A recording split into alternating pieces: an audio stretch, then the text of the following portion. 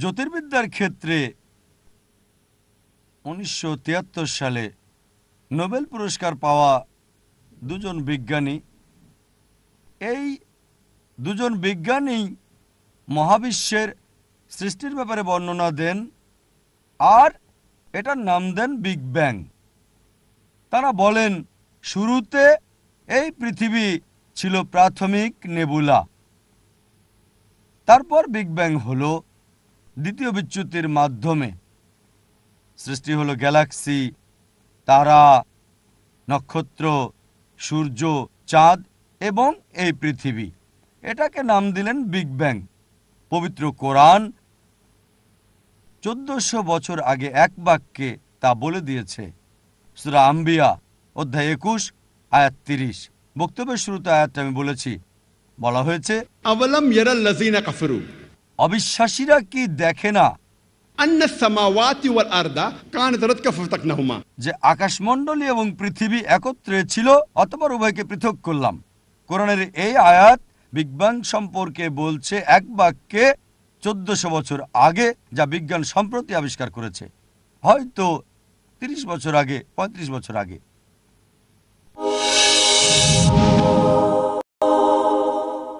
পবিত্র কোরআন বলছে সূরা ফুসিলাত অধ্যায় 41 আয়াত 11, অতঃপর তিনি আকাশের দিকে মনোনিবেশ করলেন যা ছিল ধূম্রের ন্যায়, এবং তিনি পৃথিবীকে বললেন উভয়ই আসো ইচ্ছায় অথবা অনিচ্ছায়। তারা বলল আমরা এলাম অনুগত হয়ে। আল্লাহ সুবহানাহু ওয়া তাআলা বলছেন তিনি আকাশকে আসতে বলছেন যা ছিল ধূম্রের ন্যায়, ইচ্ছায় অথবা অনিচ্ছায় পৃথিবীর সাথে। তারা বলল যে আমরা এলাম অনুগত হয়ে। এখন বিজ্ঞানীরা আমাদের বলে যে প্রথম দিকে আকাশ সম্পর্কীয় বিষয় ছিল বায়বীয় অবস্থায়। এই আয়াতের আরবি শব্দ সূরা ফুসিলাত অধ্যায় 41 আয়াত 11 হচ্ছে দুখান। দুখান কেবল গ্যাসকেই বোঝায় না, এটা দ্বারা ধোঁয়াও বোঝায়।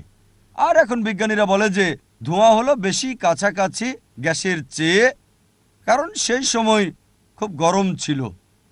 চিন্তা করেন, কোরআন 1400 বছর আগে বলেছে, যা সম্প্রতি জানলাম আমরা, যে প্রাথমিক অবস্থায় আকাশ সম্পর্কিত পদার্থগুলো ধোঁয়ার মতো ছিল। আগে মানুষ ভাবত যে পৃথিবীর আকৃতি হচ্ছে চ্যাপ্টা। আর 1577 সালে স্যার ফ্রান্সিস ড্রেক পৃথিবী ভ্রমণের পর প্রমাণ করলেন যে পৃথিবীর আকৃতি গোলাকার। কোরআন বলছে সূরা লোকমান অধ্যায় নম্বর 31 আয়াত নম্বর 29, আল্লাহ সুবহানাহু ওয়া তাআলা রাতকে পরিণত করেন দিনে এবং দিনকে পরিণত করেন রাতে। আলম তারা আন্নাল্লাহা ইউলিজুল লাইলা ফিন নাহারি ওয়া ইউলিজুন নাহারা ফিল লাইলি, আল্লাহ সুবহানাহু ওয়া তাআলা দিনকে পরিণত করেন রাতে এবং রাতকে পরিণত করেন দিনে। রূপান্তর হচ্ছে ধারাবাহিক এবং ধীর প্রক্রিয়া। রাত ধীরে ধীরে দিনে পরিণত হয় আর দিন ধীরে ধীরে রাতে পরিণত হয়। যদি পৃথিবী চ্যাপ্টা হতো তাহলে হঠাৎ পরিবর্তন হতো। এভাবে ধীরে ধীরে রাত দিনে পরিণত হতো না এবং দিন রাতে পরিণত হতো না। আল্লাহ একই কথা বলেছেন সূরা জুমার অধ্যায় নম্বর 39 আয়াত নম্বর 5, আল্লাহ সুবহানাহু ওয়া তাআলা রাত দিয়ে দিনকে আচ্ছাদিত করেন এবং দিন দিয়ে রাতকে আচ্ছাদিত করেন। এখানে আরবি শব্দটা হচ্ছে কাওয়ারা, যার অর্থ আচ্ছাদিত করা বা পেঁচানো। তাই কোরআন বলছে আল্লাহ সুবহানাহু ওয়া তাআলা আচ্ছাদিত করেন বা আবরণ দেন রাত্রি দ্বারা দিনের উপর এবং দিন দ্বারা রাত্রিকে আচ্ছাদিত করেন। পেঁচানো, কাওয়ারা শব্দটা ব্যবহৃত হয় মাথায় পাগড়ি পেঁচানোকে বোঝাতে। তাই এই রাত্রি দ্বারা দিনকে আচ্ছাদন বা পেঁচানো এবং দিন দ্বারা রাত্রিকে কেবল পৃথিবী গোলাকার হলেই সম্ভব, চ্যাপ্টা হলে সেটা সম্ভব না। আল্লাহ আরো বলেন সূরা নাজিয়াত অধ্যায় নম্বর 79 আয়াত নম্বর 30, আমি পৃথিবীকে করেছি সমতল আর পৃথিবী সৃষ্টি করেছি ডিম্বাকৃতি করে। ওয়াল আরদা বাদা যালিকা দাহাহা, ওয়াল আরদা বাদা যালিকা দাহাহা, মানে অতঃপর পৃথিবীকে ডিম্বাকৃতি করেছি।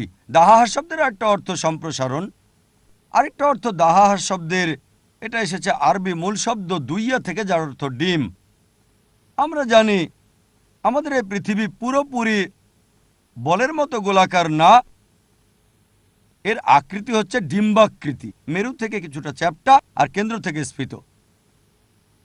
আর আরবি শব্দ দুইয়া মানে স্বাভাবিক ডিম না, এটা নির্দিষ্ট করে উট পাখির ডিমকে বোঝানো হয়েছে।